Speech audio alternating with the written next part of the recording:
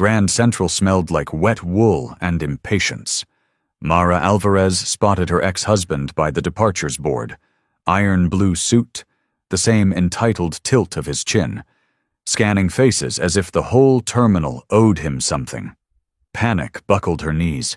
On instinct, she stepped toward the nearest tall stranger in a charcoal coat and said, "Please, pretend you know me." He looked down with steady, gray eyes. Then he opened his arms, and she folded into them. His cologne was cedar and winter. "There you are," he murmured, loud enough for Colin to hear. Fingers grazed the back of her head like a shield. "You're safe. I've got you." Afterward, she remembered the noise first. The scrape of a rolling suitcase. The metallic shout of a conductor. The holy hush inside a stranger's coat when the world outside was cold and ugly. "Keep walking," he said. "Left." Mara breathed through a throat gone tight and let him steer her. His hand didn't clutch. It guided, 2 fingers at the small of her back. The stranger angled his body to block her from view as they wove past a pastry kiosk, then down a side corridor that smelled of bleach and pretzels.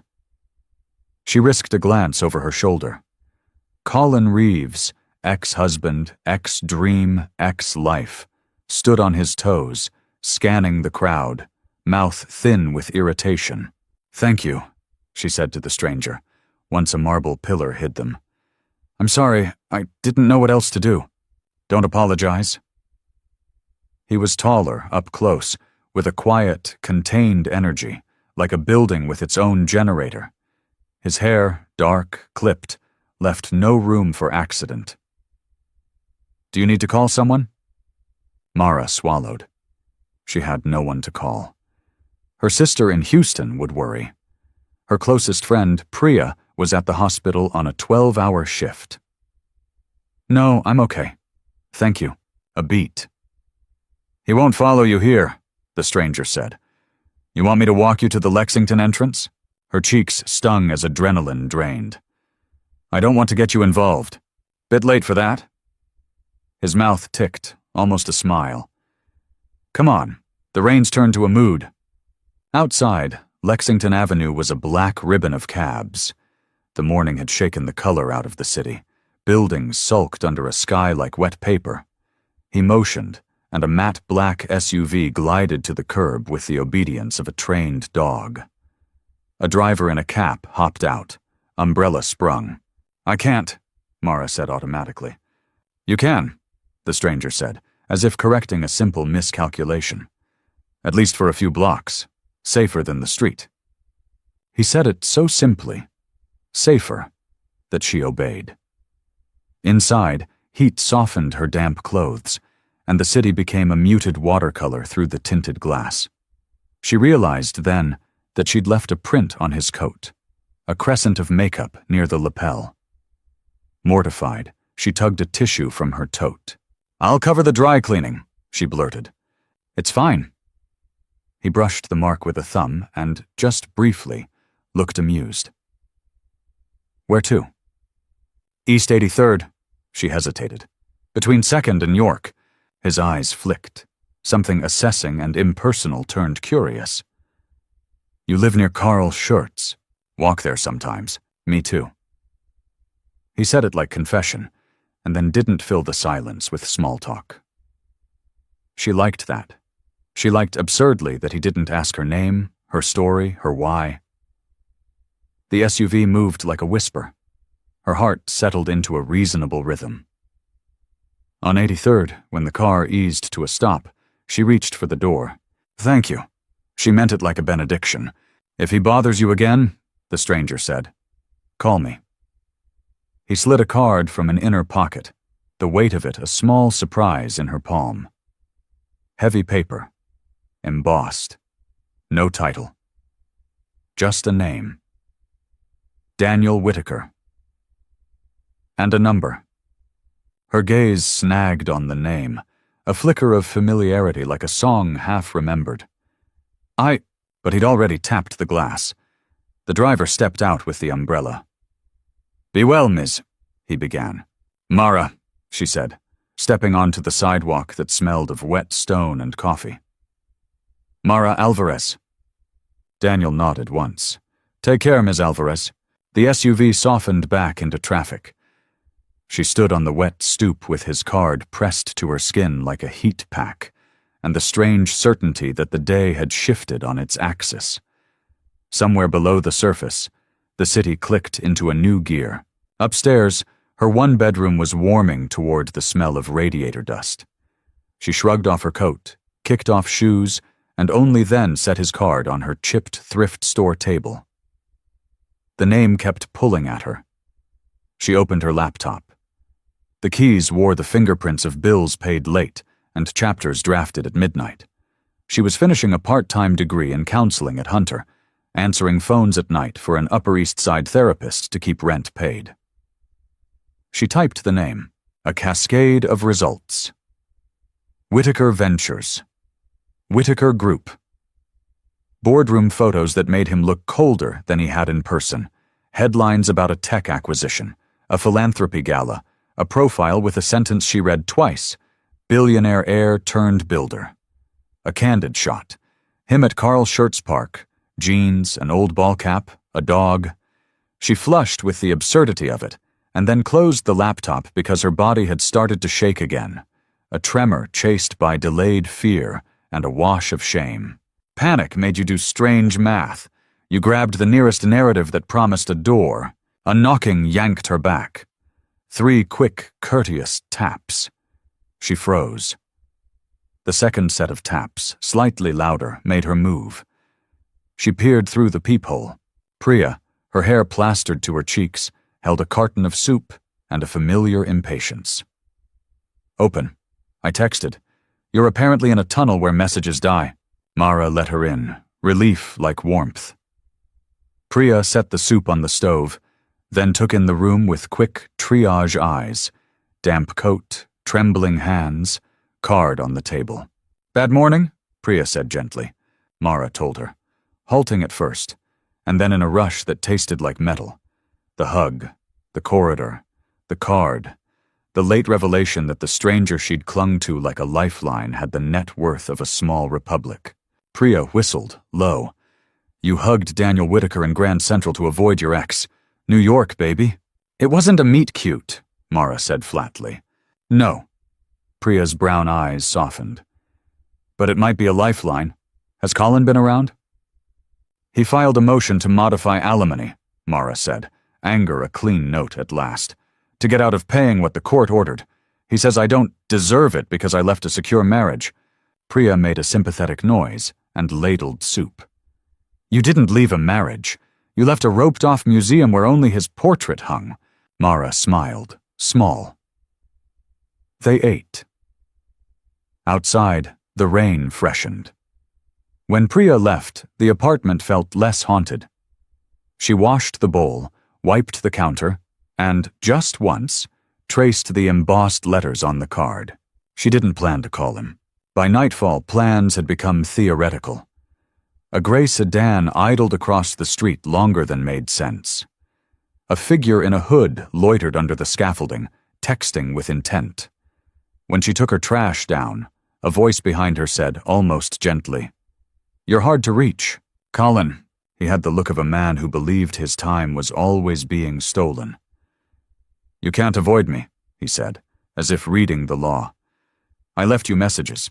You left threats, she said, steadying her breath. And I'm done being an echo of your wants. He laughed, soft. I'm renegotiating alimony, and your lawyer, if you still have one, will discover that I have a very good reason to revisit the terms.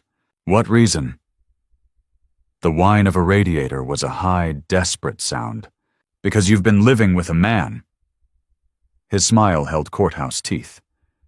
A very wealthy man. What? She blinked. What are you? I have eyes, he said, and sources. A misread, she thought. A lie.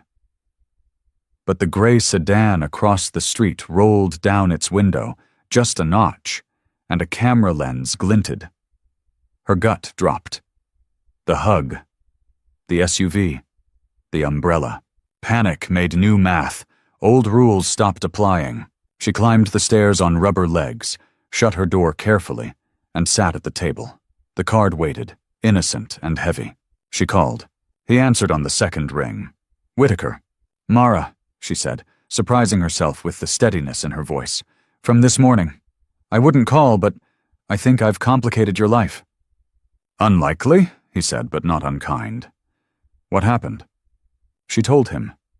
The gray sedan, the camera, Colin's insinuation. On the other end of the line, a pause as precise as a cut. "Stay inside," Daniel said, the warmth of command wrapping the words. "I'll send someone." "I don't need—" "It's raining," he said, and she could almost hear the lift of one eyebrow. "Let me be polite." 20 minutes later, politeness knocked in the form of a woman who introduced herself as Nadia, security liaison, with a raincoat and eyes that saw through doors. She swept the hallway once, murmured into a cuff, and then gave Mara a small, approving nod. "You sure you want to stay here tonight?" "I can't afford a hotel," Mara said, biting it back after she'd said it. "You can afford safety." Nadia's mouth softened. "My boss is a complicated man, but he doesn't do half measures." Mara packed a tote in baffled silence. Leggings, a sweater, her battered copy of The Body Keeps the Score. On the curb, the black SUV again, inevitable as a tide. The city slid by in a hush. When they pulled under the awning of a building in Tribeca with doormen like sentinels, she felt her shoulders tighten without permission. The elevator delivered them to a floor where there was no decision to be made about which door to knock on. There was only one. Inside, a foyer of cool stone and warm light. A window longer than her apartment. A quiet thrumming, she realized, was the sound of wealth. HVAC systems that were perfectly calibrated. Art that absorbed sound better than drapes. Daniel waited near a low, broad sofa, as if he had been there all day, which he had not. "Ms. Alvarez," he said, and a smile moved through his face like a small thaw. "You look less terrified than this morning." "Practice," she said. He gestured to the sofa. Water arrived, then tea, then food she didn't know she wanted until it sat in front of her in small bowls. Sliced pears, salted almonds, a folded omelet. He didn't talk until she was eating. She missed that until she realized it had relaxed her. "I can help," he said when she set the fork down. "But I should be transparent about my motives." "Do you have motives?" she said, disbelieving. "Always," he said without pride. "I'm a public man, and the public part of my life is untidy this week." He picked up a remote and flicked on a wall-mounted screen. A scrolling finance channel showed a Chiron. Whitaker Group eyes bid for Vestratech after regulatory stumble. Beside it, a grainy photo of Daniel at a gala with a woman in a metallic dress. The caption, all smirk. "Billionaire bachelor back on the market?" "I'm buying a company whose leadership fumbled compliance," he said. "The optics aren't great. The price is right. But shareholders are skittish. The press is circling with their usual narratives. Greed, arrogance, a man who collects assets as if they were charms. Are they wrong?" It came out sharper than she intended. He seemed amused, not offended. "Some days. Today, I'm trying to rescue an engineering division from idiots in suits." "And where do I come in?" she asked, a knot forming. "The photo at Grand Central will surface," he said, pragmatic as a weather forecast. "If it does, the narrative will tilt toward secret woman. I prefer a different story. Something honest enough to make us both comfortable and clean enough to calm sharks." He folded his hands. "Will you pretend to be my girlfriend for 6 weeks?" Mara's laugh was a small, breaking thing. "You're joking." "No." He tilted his head. "In exchange, comprehensive security for you. A legal team that will ensure Mr. Reeves learns to spell the word boundaries, and a donation to a non-profit of your choice." "What about me?" she asked, an old scar flaring. "Not my causes. Me." He didn't flinch. "We'll pay you. For your time and inconvenience. It will be taxable, legal, and decently boring. You're offering to rent my life. Borrow your presence, he corrected, as a shield, and perhaps as a mirror. Of what? The sort of man I say I am? His expression didn't change, but something in him did.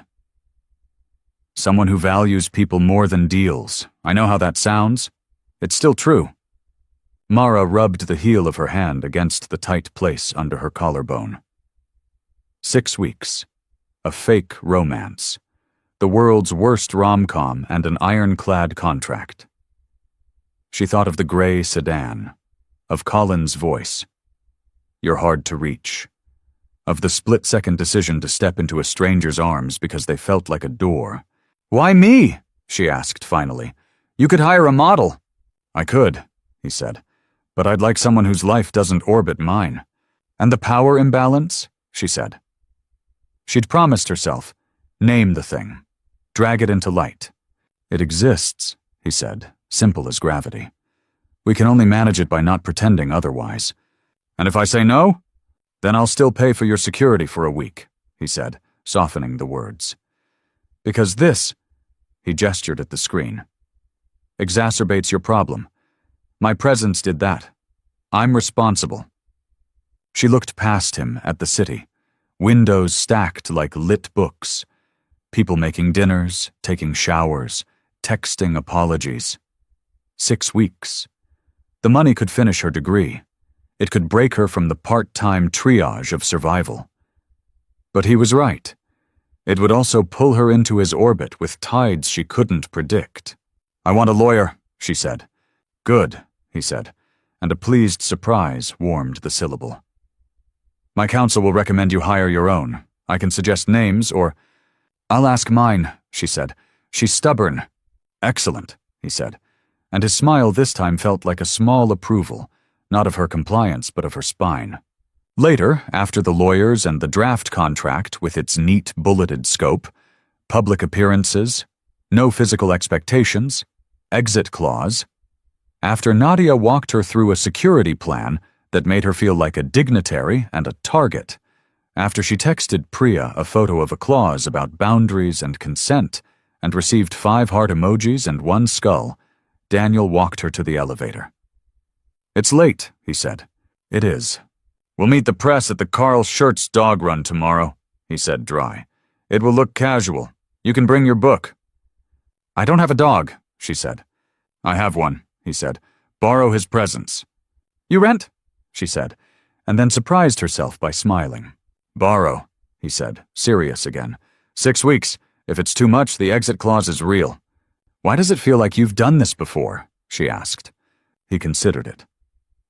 Because I've had to manage people's imagination my entire adult life, he said. This is a boundary, not a game. When the elevator doors closed, she watched his expression through the narrowing slit. Composed, faintly tired, and, just for a second, as the doors kissed shut, lonely. In the guest room, the sheets smelled of something botanical and expensive. She lay awake, tracing the line between safety and compromise, until the rain softened into sleep. New York cleaned itself overnight, the sidewalks scrubbed to anonymity by the rain. Mara dressed in jeans and a navy sweater and braided her hair the way she did when she needed a nearly invisible armor. Downstairs, Nadia handed her a coffee and a tiny earpiece. Just for the walk-in, she said. Press loves to appear casual and surprise you with organization. Like a second-grade talent show, Mara murmured. Nadia laughed, surprise brightening her pragmatic face. You'll be fine. Outside, the morning had a shy blue to it. The park smelled like wet bark and cold iron. They met Daniel by the east gate, the river dull and pewter behind him. He wore a windbreaker, a baseball cap, and an ease that felt practiced and almost genuine. At his heel, a lanky, dignified mutt of uncertain heritage sat as if he had applied for the role of dog and gotten it on the first audition. This is Gus, Daniel said. Technically Augustus Whitaker, but he responds to snacks and the sound of my shoes. Gus looked at Mara as if appraising her resume. She offered a hand. He sniffed, then leaned in, the canine equivalent of an endorsement. Good, Daniel said quietly, as if she had passed a checkpoint. Ground rules? Honesty, within the frame, she said, and lifted an eyebrow. Exactly. His gaze flicked towards the path where a cluster of people with cameras moved like a low tide. Let's walk. The press materialized with polite aggression, a chorus of names and questions. Mr. Whitaker, are you buying Vestratech for parts or people? Who's your friend? Ms. Alvarez, how did you meet? The use of her name, God they already knew, sent a cold ribbon down her spine. Daniel's hand hovered near her back, a warning and a promise not to touch without permission. He smiled the way men in power have learned to smile. Brief, spontaneous by design. Good morning, he said. This is Mara. We met in the most New York way possible, in a hurry. Laughter. Flash. She swallowed, tasted the film of performance, and decided in that second to be artful with the truth. Rush hour is democracy, she said, voice steady. Everyone is late. Everyone is carrying something heavy. A pause, the good kind, before a chuckle went through the group. Cameras clicked. Are you dating? Someone lobbed it like a slow ball. We're spending time together, Daniel said. We enjoy each other's company. She heard the restraint in the language, the careful distance of enjoy, and supplied the necessary heat. He makes a decent omelet, she offered.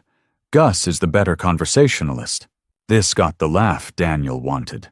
The question shifted to deals and compliance and philanthropy, and Mara felt herself drift to the edge of the frame, relief like shade. She watched Daniel do his work, answer precisely, deflect gently, admit imperfections where they cost him least. It was a choreography of power, and she hated that she admired the craft. When they had done enough smiling and nodding to satisfy the news cycle, they cut toward the quieter path by the river. Daniel relaxed by degrees, as if unspooling a measured length of thread. You were good, he said. I told the truth, she said. Inside the frame. He nodded, acknowledging the echo. They walked in companionable silence for a minute. A toddler in a yellow raincoat toddled past, starstruck by Gus, whose gravitas dissolved under sticky fingers. I have an appointment, Daniel said finally. Nadia will bring you by the office at noon. There's a charity meeting I'd like you to sit in on. We make a grant decision today, and I'd like eyes that don't calculate upside by reflex. You want me to be a conscience? She said, skeptical and not entirely unflattered. I want you to be a person, he said. There are usually too many roles in those rooms and not enough people. At Whitaker Group's Midtown headquarters, glass and light married in expensive, tidy ways. The conference room held a dozen people who looked well-rested in the manner of those who could schedule rest. A woman with sharp cheekbones and a Prada notebook, Lila Moreno, head of communications, smiled at Mara with the warmth of a ring light. Welcome, she said, as if welcoming a new product line. Ms. Alvarez is a guest, Daniel said, tone making it clear she was not a prop. Lila's smile stayed fixed, professional and unreadable. The agenda was a grin of bullet points. 3 nonprofits vied for a sizable grant: a coding boot camp for undocumented youth, a domestic violence legal aid network, and an arts education collective in the Bronx. The CFO, an elegant man named Arthur Lynn, spoke in a smooth monotone about measurable outcomes. Lila talked about stories. Daniel listened. Mara did too. When the discussion turned to brand alignment, something in her bristled, and she felt Nadia's gaze flicker to her, as if sensing heat. Ms. Alvarez, Daniel said, catching the current, you have a thought. She did. She didn't want to voice it in a room designed to reward sleekness.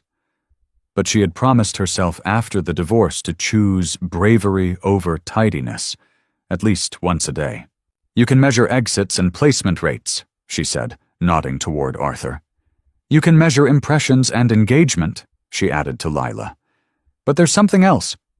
Which of these does the most to make a person feel like a person again? Silence. The kind that pulls chairs a half-inch closer to the table. I volunteered with the legal aid network after I left my marriage, she said, qualifying truth with a soft cover.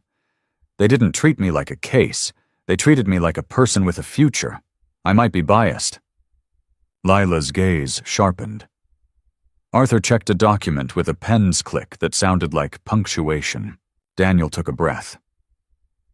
We'll split the grant, he said, a decision landing. 50% to the legal network, 25 each to the other two, with a commitment to revisit in 6 months. Arthur frowned, elegant and small. We lose leverage with a split. Daniel looked at Mara. We gain people, he said, and then turned to Arthur. Find leverage somewhere else. After the meeting, Lila intercepted Mara with a vowel-stretching warmth. You were compelling, human. We'll schedule a profile for next week. Something about your work, your studies, how you met, what you value. The internet is a machine that chews and chews. We must feed it or it bites. Mara smiled carefully. I'll check my schedule with Nadia. Lila's lashes did a polite flutter. Of course. On the elevator down, Mara exhaled and leaned back. Do your people like you? She asked Daniel. They respect me, he said without irony. Liking is not a KPI.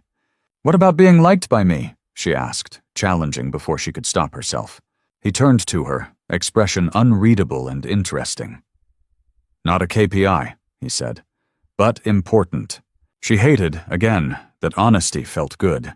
That evening, Priya came over with Thai food, and a squeal so high it clipped the edges of sound. You made a speech in a Billionaire's conference room, she said, around a mouthful of pad CU. And didn't die. I may yet, Mara said. Lila has plans to feed me to the internet machine. They debriefed in couch comfort, noodles, and sarcasm soothing as a balm. Priya's pager vibrated. She groaned, stood, kissed the top of Mara's head. I am proud of you, she said, for making boundaries and then filling them with your actual self. After Priya left, Mara sat on the window ledge and watched lights blink on across the city. 6 weeks, she reminded herself. A contract, a frame. But the day had shifted something in the geometry between them. He had invited her into a room and let her opinion cost him something. She felt the slow, dangerous warmth of gratitude. She turned the thought so it caught the light. That's where the slide begins, she warned herself. Gratitude, then obligation, then confusion about which belongs to whom. Down the hall she heard Daniel's voice low on the phone. We'll make the bid tomorrow, he said, weary under control. And if Reeves is advising Vestra's board, we'll do it with more patience than he deserves. Mara went still. Reeves. She slid down the wall until she sat on the cool floor, the word like a bell ringing the past awake. In her mouth, the taste of pennies. The next morning, Mara drank coffee that tasted like competence and confronted Daniel in the kitchen, which, unlike him, was entirely knowable. Knives arranged by size, a bowl of lemons trying hard to look casual. Reeves, she said. Daniel grunted in a way that could mean many things. Yes, my ex-husband, she said, as if he did not already know. I know, he said, without flourish. My people ran a standard due diligence on anyone connected to you with press risk. Reeves advises Vestratech's board through his fund. A small heat pulsed behind her eyes. You didn't think to mention that the man I hid from in a train station is working on the other side of your biggest deal? I didn't because I had not yet decided what to do about it, he said, voice like a measured pour. I needed to decide whether to recuse myself from the bid, change counsel, or keep me close, she said, more acid than she intended. He didn't flinch. Or keep you safe. Those might be the same thing, she said, heart beating fast enough to bruise ribs. Yes, he said, that's what I'm trying to tell you. Mara set the coffee down. The ceramic thunk sounded like an argument. I don't want to be a pawn you move to corner him. He studied her. A long, quiet assessment that didn't feel like a search for advantage, so much as a search for language. I won't use you, he said finally. Not for this. Not for anything. If you think I am, we end the contract today. She held his gaze until her own steadied. Okay, she said, because she believed him, and because believing him frightened her more than she wanted to admit. The day became a lattice of tasks, fittings for 2 charity dinners. Wear something that feels like you, not like a mannequin, Lila coached, ironic in a room full of gowns built for mannequins. A short interview with a business podcast. We met in the rain, she said, telling the narrow truth. A check-in with her academic advisor about extending a deadline by a week. Personal circumstances, she said, and the woman's face softened, as if a private grief had made her fluent in that dialect. In the afternoon, Nadia shepherded her to a therapy appointment she was frankly astonished to find on her calendar. I didn't schedule this, she said. I did, Nadia said. With your permission in the contract. High-profile situations create stress. Therapy is part of your security detail. Mara laughed, short and bright. I like you. Her therapist, a woman named Dr. Eleanor Scott, with a calm voice and an office that understood the uses of texture, invited her to sit, and then said very little for the first 10 minutes. Mara filled the silence with the story. The hug, the offer, the contract, the deal, the ex. And what do you want? Dr. Scott asked, when the word count slowed. To be the person I am when I'm not scared, Mara said, surprising herself. And not to confuse gratitude with love. Dr. Scott smiled, small and approving. That's a clean sentence. Everything else is messy, Mara said. Good, Dr. Scott said. Mess means you're not simplifying yourself to survive. Outside the building, a man with a camera took 3 quick shots and then pretended to study a tree. Mara's skin crawled.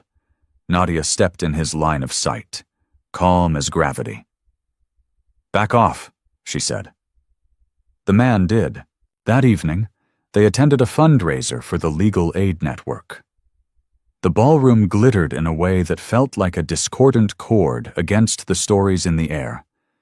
Women who had packed bags in the middle of the night, men who had left quietly because shame can be a barbed wire in the gut. Daniel spoke briefly, concise, donor-friendly. Mara felt a strange tug at his restraint. She wanted him to be more, to risk saying something with a cost. The thought startled her. You barely know him. You want him to bleed his edges in public? After his speech, a woman with a journalist's posture approached. Jordan Pike, she said. Feature writer. I'm doing a piece on corporate philanthropy. Daniel's smile had edges softened for public consumption.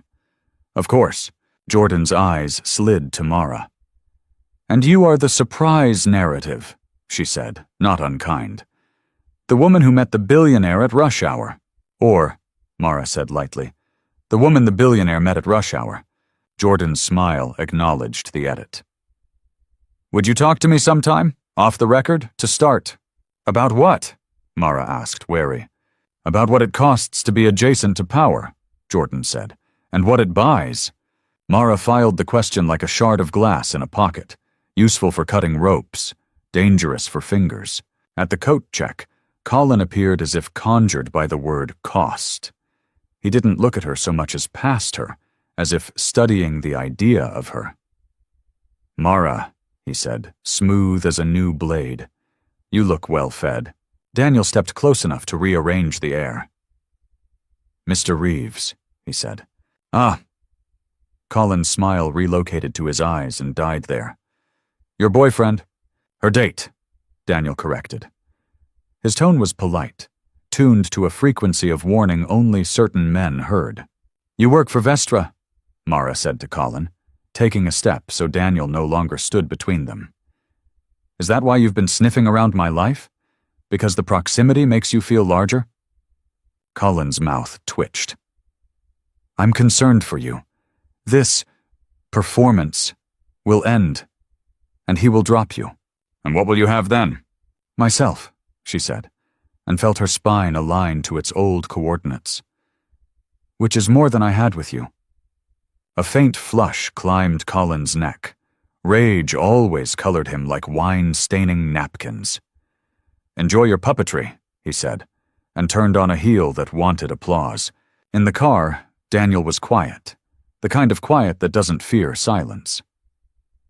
Mara finally exhaled. Thank you for not speaking for me, she said. I've been spoken for, he said, looking out at the city. It makes you smaller in your own head. Who did it to you? She asked, before she could stuff the question back down. Everyone, he said, with a little shrug. The trust lawyers at 22, the board at 28, the press since forever. I built rooms where I could speak and mean it. He looked at her. That's what I'm doing now. Buying a company, she said. And building a room, he said, where engineers get to mean what they build. That night, sleep finally came without teeth. But at 2 a.m., her phone shivered.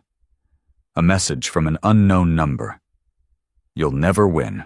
He'll leave you, and I'll still be here. Attached, a photo of Mara and Daniel at the dog park, his hand hovering near her back, her face mid-laugh. The shot so close it felt like an intrusion into a private muscles movement. She texted it to Nadia. Got it, Nadia wrote back. We're tracking the number. Do not reply. Mara didn't, but she lay awake and watched the city until it grew new edges and the sky thinned. The Vestratech bid leaked like all things meant to be secret.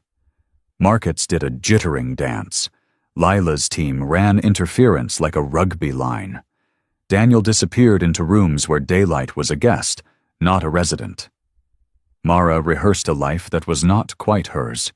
Fittings, fundraisers, the choreography of arriving and leaving at times that looked unplanned. In the eddies between obligation, their private world developed its own weather. She learned he drank his coffee black and hot, like a decision, that he preferred old jazz while reading term sheets, that he loved Gus with a tenderness that made something in her chest unclench. He learned she sang along to bad 90s pop while doing dishes, that she slept with socks on even in June, that she could find a bench in any park that felt like a confession booth. They were careful. The contract's boundaries were real and observed. But intimacy creeps in through small cracks, shared quiet, mutual competence, the way a person sets a glass down. One afternoon, a storm pinned them inside. Thunder leaned on the city. Rain wrote angry cursive on the windows.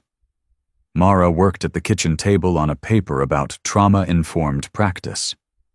Daniel stalked a conference call around the living room, throwing sentences at a speakerphone that replied in measured platitudes. When he hung up, he looked as if the weather had moved inside his head. Bad? She asked. Annoying, he said. Reeves is telling Vestra's board I plan to carve up their engineering team and sell it for parts. He's playing the savior. His mouth soured. He's good at narrating his interests as moral imperatives. Mara stapled her paper, aligning the edges as if that could impose order on a day. He was always good at shaping story, she said. Our wedding vows were bullet points disguised as poetry. Daniel glanced over. Why did you marry him? Because he loved the idea of me, she said, honest through the storm. And I thought that would someday become the real me. It didn't. She smoothed the stapled corner. Why aren't you married? I fell in love with building, he said, and it loved me back enough to ruin compatibility with mortals. Sounds lonely, she said, soft. Sometimes, he admitted. A crack of lightning lifted the room like a flashbulb. Gus snarled at the window as if he could fight weather. Daniel rubbed his head. We're attending a dinner tomorrow with Vestra's independent directors, he said. It'll be at Altana on Perry Street. Small, civilized, and laden with unspoken knives. I need you there. As a shield, she said. As myself, he said, meeting her eyes. You remind me to speak like a person. The dinner was everything he promised. A sanctified rectangle of linen, Wine poured at the temperature of old money, smiles that showed teeth. The directors asked polite, precise questions designed to measure whose air they would breathe if they took the bid. Daniel answered with a calm that could be mistaken for indifference if you didn't notice his hands. A stillness so deliberate, it was a tell. Halfway through the halibut, one director asked, "How do we know you'll honor the engineer's work?" Daniel opened his mouth. Mara felt the answer he intended, balanced, data-backed, assemble in the air. She placed her hand on his forearm, a small pressure like a paperweight on a foolish memo. He closed his mouth. He looked at her. She held the look. Then he said, "Because the first thing I built, and the only thing I truly love that isn't human, is an engine." He told them about his college project, a thing of moving parts and furious hope, that worked once on a table at 2 a.m. and made him cry in an empty lab. He told them how he'd felt when executives destroyed something he worked on for profit that year, and how he vowed to never, if he could help it, let a page of accounting ruin a page of code again. The table changed temperature. The directors, who had swallowed narratives about evil billionaires and idiot engineers their whole careers, recalibrated, a centimeter toward trust. After dessert, they walked under string lights and the kind of stars that managed to survive New York. "You did that," Daniel said without looking at her. "I didn't say anything," she said. "You told me to, with your hand." He looked down at her hand, still on his arm. Neither of them moved. The air around the contact thickened in the exact way the contract told them to avoid. She pulled back. "We're careful," she said, to remind herself more than him. "We are," he said, and he sounded like a man in a room with a closed door, listening to what's on the other side. The next morning, the internet chewed again. A blog ran a piece about the billionaire's mystery girlfriend, using photos that made her look brittle and cool. The comments were a collection of bad manners. Her inbox became a museum of men's imagined entitlement, offers, insults, threats. One message in particular: "I know what you did at Hunter." No elaboration, just enough poison to curdle milk. She forwarded it to Nadia, who replied, "We're on it." Then she forwarded it to Jordan Pike, who wrote back, "Let's talk." They met for coffee in a quiet shop near Union Square that smelled like roasted solvents and ambition. Jordan didn't take out a recorder. "I won't quote you without consent," she said. "Off the record means off." "Why do you care?" Mara asked, genuinely curious. "Because the stories we tell about women around power always rot at the same angle," Jordan said. "And because corruption loves romance as a cover." "Are you implying he's corrupt?" Mara asked, a protective thing rising. "I'm implying the incentives are," Jordan said. "He may be the exception. I'd like to find out. And I'd like to know what it costs you to help him be one." Mara sipped coffee and tasted a possible ally with her own agenda. Useful and dangerous. "If I learn something ugly," she said, "I'll tell you." Jordan nodded, eyes steady. "And if I learn something ugly, I'll tell you before I print it." They shook on it because they were both old-fashioned in ways that mattered. When Mara left, a drizzle had started up again, the city perpetually washing its face. That evening, Daniel found her on the roof terrace, the skyline a row of teeth at the horizon. "We got the signal," he said, a rare softness in his voice. "Vestra's board prefers our bid, if the independent directors hold." "That's good," she said. "It is." He studied her profile. "You're quiet." "I'm measuring costs," she said. "For you?" "For everyone," she said, because it was true, and because it made her feel less like a person leaning toward an open door she wasn't supposed to walk through. "May I ask something?" he said. "You may." "Is there a version of this where you and I meet without emergency and contracts and rooms full of knives?" She laughed, surprised by the ache in it. "You at the dog run in a baseball cap, me reading. Gus decides I'm acceptable and drops a ball at my feet. You apologize for his pushiness. I say your apology is unnecessary. It's the dog who has wronged me. We talk about old jazz and cheap noodles. 6 weeks later, you ask if I will let you know when you run out of coffee so you can bring some on your way back from the office." He looked at her as if memorizing that small, believable film. "Good," he said. "I'll keep that version somewhere safe. Keep the coffee," she said, and they both smiled. And the smile hurt. The turn came on a Wednesday with the precise cruelty of midweek. An email leaked, an internal memo from Lila's team to Daniel that read like war plans. At the bottom, a bullet point in polite corporate bulletese. Leverage Ms. Alvarez's narrative, rescue in rain, humanizing effect, to soften regulatory scrutiny. Coordinate paparazzi placements in low-conflict settings. Dog park, farmer's market. Coach on relatable anecdotes. Student loans, sister in Houston. The internet ate it like sugar. Mara read it standing in the kitchen, her hands turning cold from the inside out. Her sister's name on a memo. Her life itemized as a set of levers. Daniel arrived 2 minutes after Nadia, which meant he'd run. He looked at Mara, then at the open laptop, then at Nadia with a question that could kill careers. Nadia nodded. Tiny. "Real," she said. "I didn't know," Daniel began. "That this memo existed?" Mara asked, voice oddly quiet. "Or that the machine you built eats people and calls it strategy?" He flinched as if she'd slapped him. "I knew we planned. I didn't know they used your sister's name like a prop. I didn't know they recommended tipping off photographers like we're staging an accident. Except we are," she said. "An accident that makes you look good, and me look like a woman auditioning for a life everyone thinks I'm not qualified to want." Daniel turned to Lila, who had arrived with the rapid exactness of a crisis manager. "You wrote this." "My team did," she said, composed. "With my oversight." "You used Ms. Alvarez's family," Daniel said, a stillness in him that scared Mara more than yelling would have. "You proposed managing strangers to photograph her. You turned her life into a checklist." Lila didn't blink. "We're protecting the company, the board, you, her, incidentally."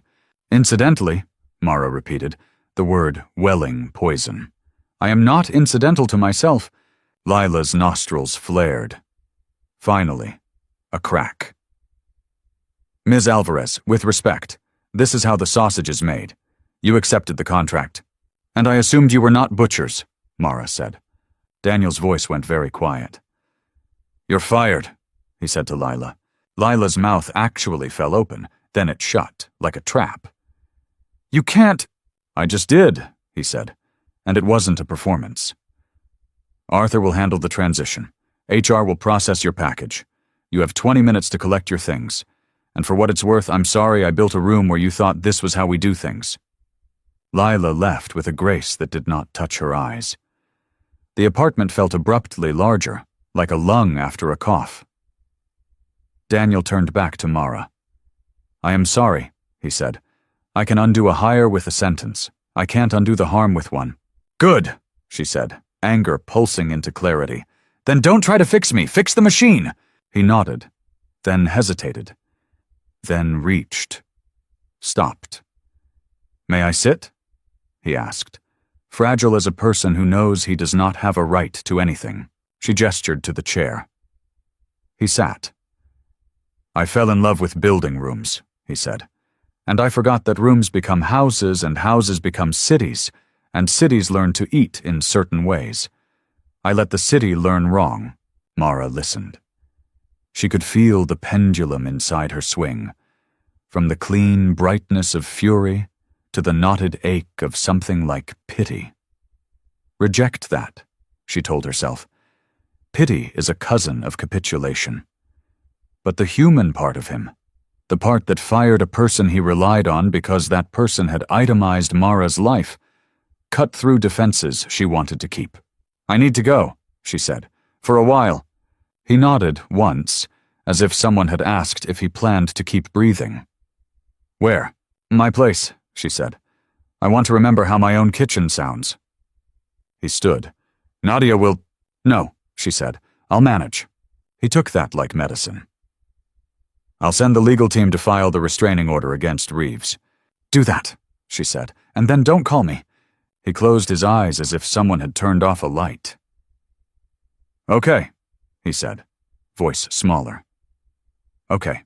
Her apartment smelled like the memory of lemons, the ghost of the bowl from his kitchen. She opened windows to air out the philanthropy, the strategy, the narratives. She scrubbed the counter with more force than it deserved.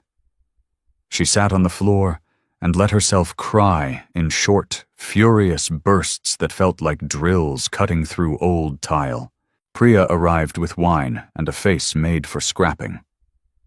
"Show me the memo," she said. Mara did. Priya read, then opened her mouth in a scream reserved for elevators and injustice. "I want to fight Lila with a spoon." "Daniel fired her," Mara said. "Good," Priya said, "but he built a world where she knew how to write that. He has to unbuild it." "He said that," Mara said, and hated the thread of defense in her voice. Priya squeezed her knee. "It's okay to love the better version of a man who is trying to exist," she said. "It's also okay to make him become it without you as his tutor." Mara lay on her back and looked at the ceiling, which had always been honest with her.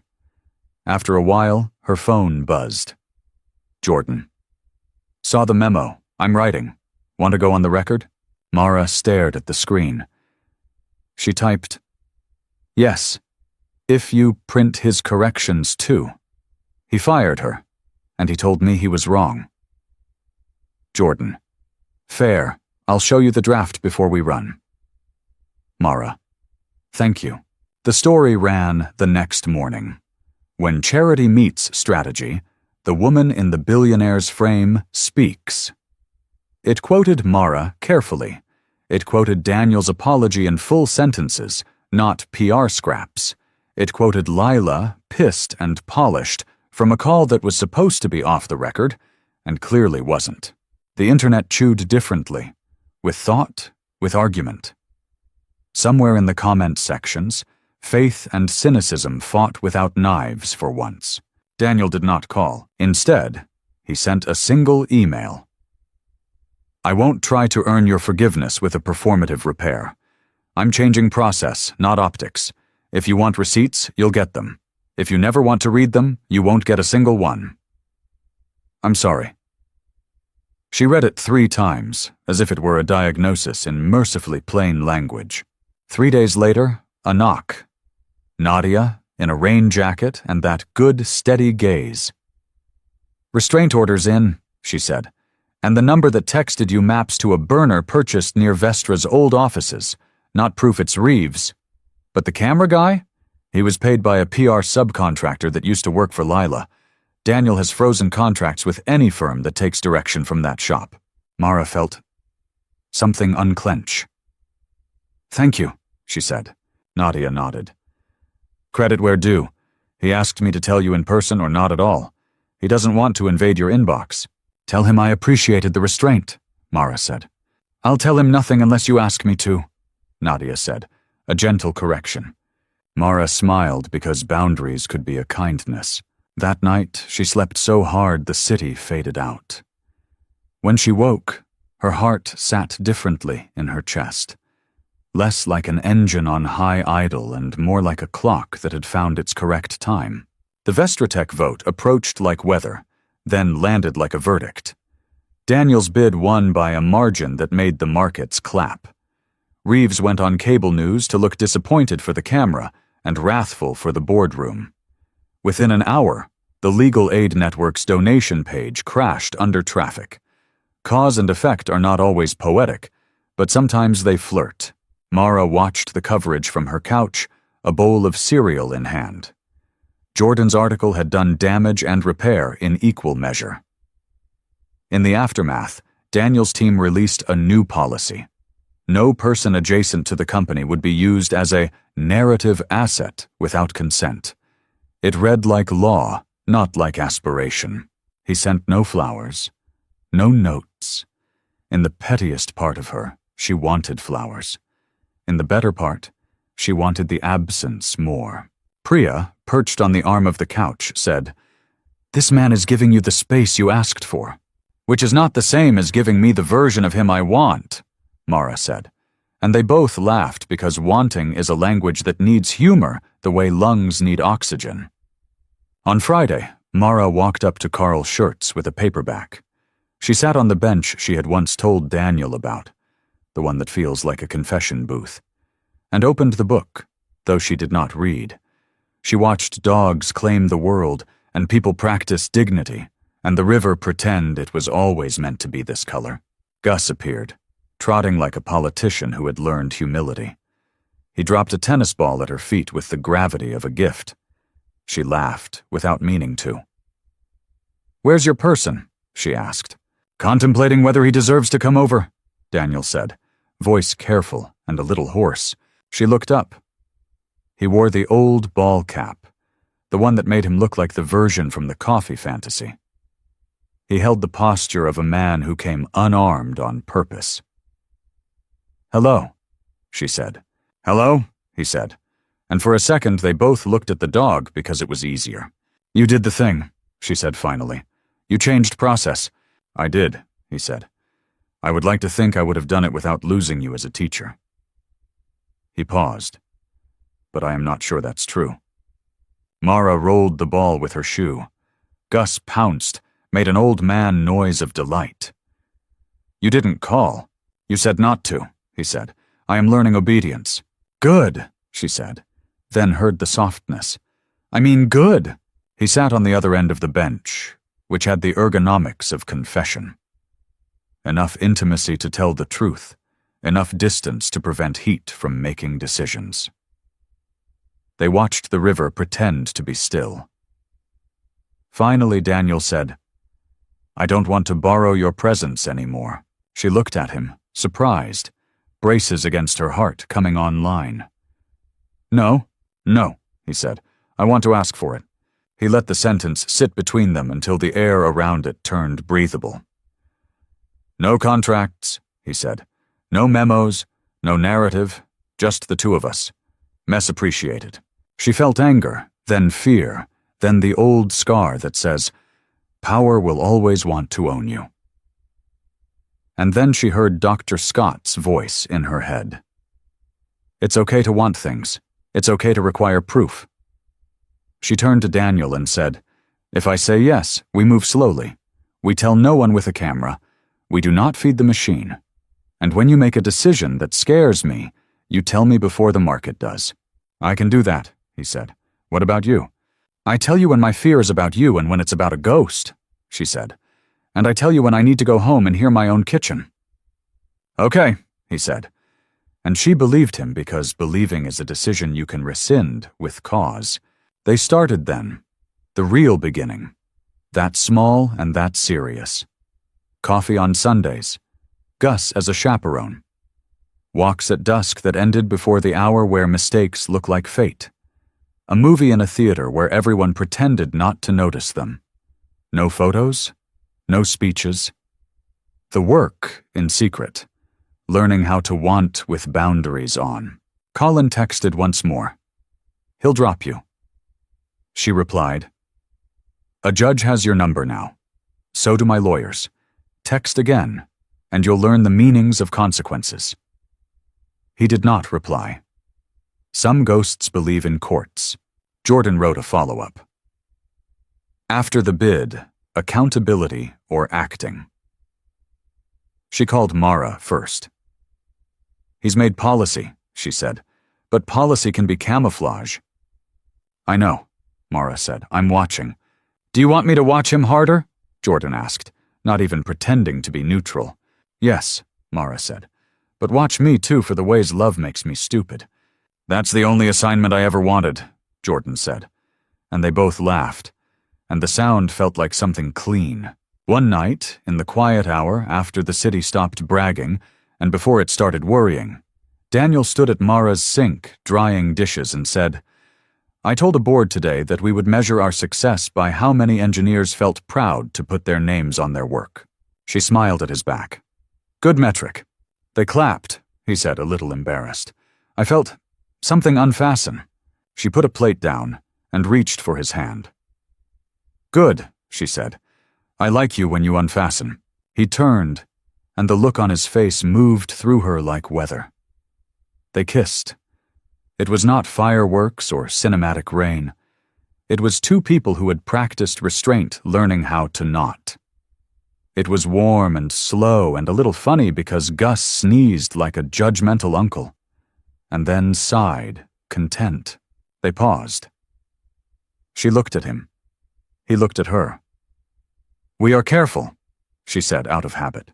"We are kind," he said, correcting the verb, "to each other. That will be our rule. You can be careful and still be ambushed." A month into their quiet, someone leaked a draft of the consent policy with track changes that suggested a rollback. It was a nothing burger, an early legal draft, rejected, but the internet did not accept that as a category. "He's backsliding," the headlines implied. Investors sniffed blood. Vestra's engineers, whom Daniel had wooed with talk of names on code, sent him a letter that ended with a sentence that always breaks men in power. "We believed you." Mara read the letter, heart catching. She knew enough now to understand that drafts leak as weapons, but optics could harden into truth if you didn't hammer. She went to the office where the climate controls knew the difference between human heat and server heat, and found Daniel in a glass room that looked like a chapel. "I'm putting out the fire," he said, even before she sat. "I know," she said. "Let me help." He looked at her, and the look was not a man making a calculation. It was a person receiving a gift that cost the giver something. "How?" "Talk to them, not through a memo, in the open, with god-awful fluorescent light on a Friday with stale coffee," she said, as if they're people and not a PR problem. He nodded once, then again. "Stay?" he asked, quiet. "Not on camera," she said. "In the back, with the engineers." He did it. He stood on a crate in a room that smelled like burned dust and old pizza and said, "That draft was trash." The room laughed, a mean kind of love. "We're not rolling back consent," he said. "We're hardening it into governance. If I fail you, you'll have a process to remove me from any decision that touches it." An engineer near Mara muttered, "He's good." Another said, "He's trying." A third said, "I'll believe it when my code gets shipped with my name and not the company's." Mara filed them as archetypes. The skeptic, the pragmatist, the wound. Daniel took questions for an hour. He did not deflect. He did not pretend to be surprised by their anger. He made a joke about stale coffee, and then promised better coffee, and then corrected himself, and promised better governance, which is, in tech, as rare as good coffee. After, Mara lingered. A woman with a sleeve of tattoos said, "You're the girlfriend." "I'm a person," Mara said, smiling. The woman grinned, not at all offended. "He looks at you like a lifeline," she said, casual. "Don't let him use you as one." "I won't," Mara said, filing the sentence as a vow. On the way out, Daniel said, "You saved me today." She shook her head. "You saved yourself by not lying." "That's the same thing," he said. "Lying would have been easier." "Easier is how we lose the person we wanted to be," she said.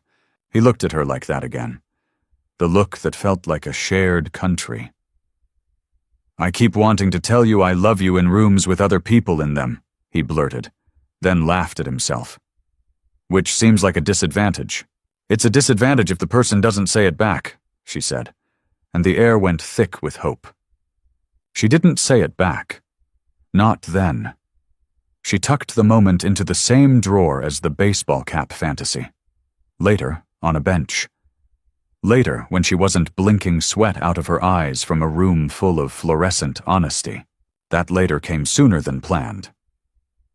Colin sued, claiming defamation based on Jordan's first article, as if truth had bruised him, and he wanted damages. The suit was frivolous but sticky, like sap. It threatened to pull Mara into depositions where lawyers could turn her life into a public archive. Daniel sent his legal cavalry. It felt like a war you win by being tired longer than the other side. On the morning of the first hearing, Mara stood on the courthouse steps, granite hard under shoes that were not built for battle. Jordan appeared, recorder in pocket but off. "You okay?" she asked. "No," Mara said, "but I'm ready." Daniel arrived with a face that had learned a new kind of calm. He did not take her hand. He stood close enough to borrow her courage by osmosis, and not so close that the cameras, leaning like vultures, could knit a narrative from their angles. Inside, the judge had no patience for theater. Colin's lawyer performed anyway, underlining phrases like media manipulation and character assassination. Mara's lawyer, stubborn and magnificent, quoted the memo, the policy changes, the security reports, the text message from the burner phone.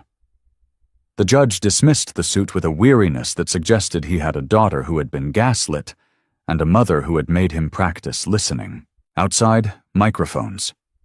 Jordan's eyes, bright with a kind of human victory, asked a question she didn't need to say aloud. What now?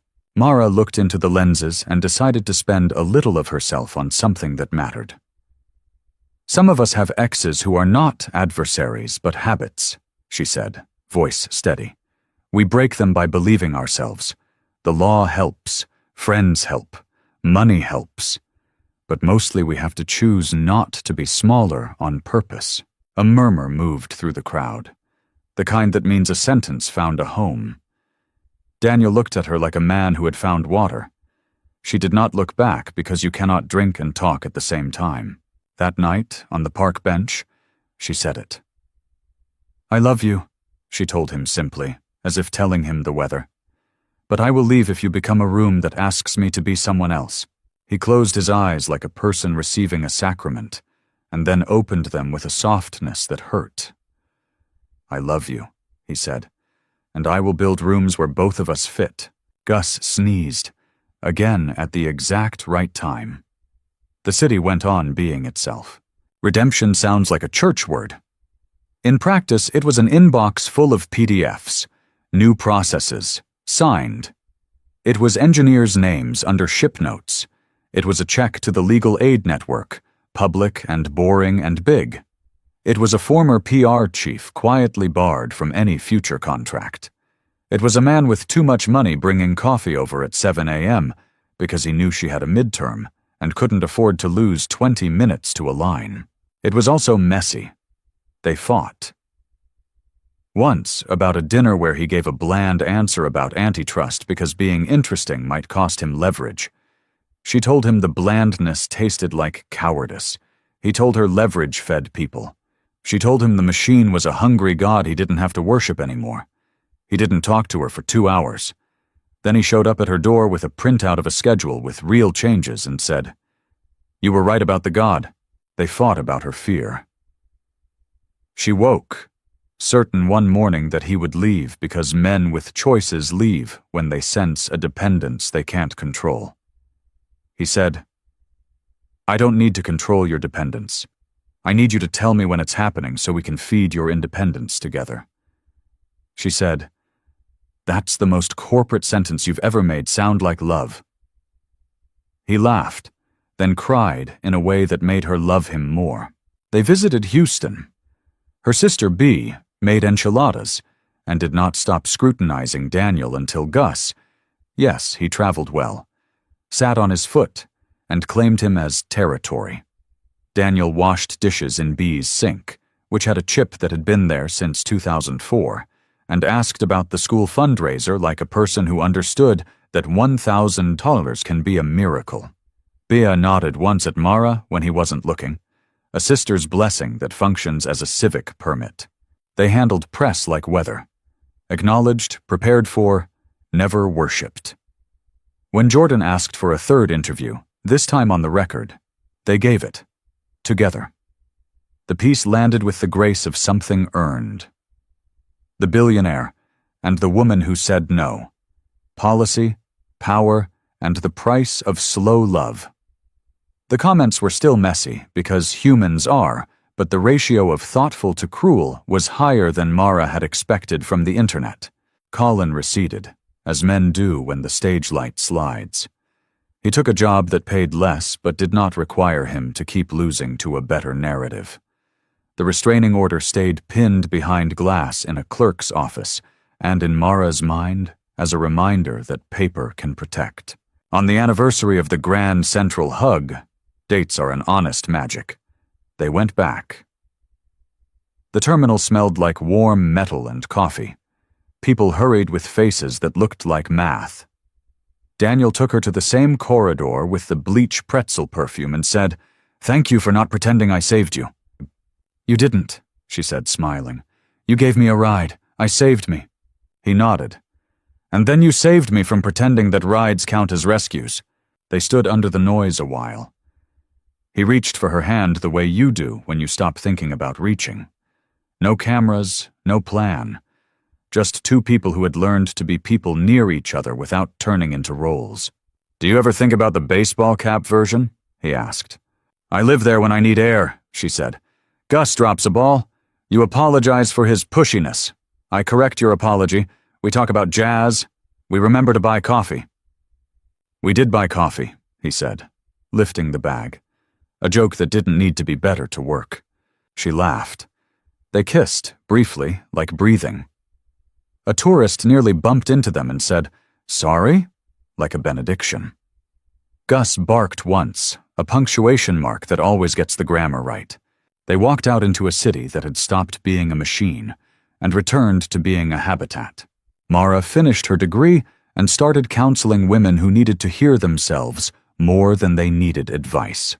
Daniel handed over the CEO job to a person who loved governance the way he loved engines and moved to chair, a title that meant he could nudge without nudging people into categories. He paid himself less and slept better. He built a scholarship fund with the legal aid network for people who wanted not to be saved, but to be supported while saving themselves. When they fought knowing how to apologize in the right key. When they celebrated, they did so with tacos on a curb in Queens, as often as with wine in rooms where napkins have ice cubes. They kept promises. They broke habits. They told the truth even when it threatened leverage. They made something like a life.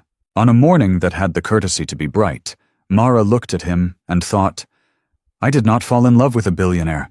I fell in love with a man who built rooms and then learned how to let light in." And she hugged him, unafraid of what a camera could do with love that had nothing to sell. If this story made you feel seen, or made you think about where power ends and people begin, don't keep it to yourself. Hit like, so the algorithm knows this is the kind of slow, messy love worth boosting. Share it with a friend who's navigating boundaries, breakups, or boardrooms, and maybe needs to hear that rescue is often just a ride, and redemption is receipts, not speeches. And if you want more grounded cinematic stories like this, Tangled Hearts, Real Cities, Human Stakes, subscribe and tap the bell so you don't miss the next one. I'd love to hear your thoughts. Which moment hit hardest? Who surprised you? Drop a comment below. Be kind, be honest, be you. Thanks for spending time in Mara and Daniel's world. See you in the next chapter.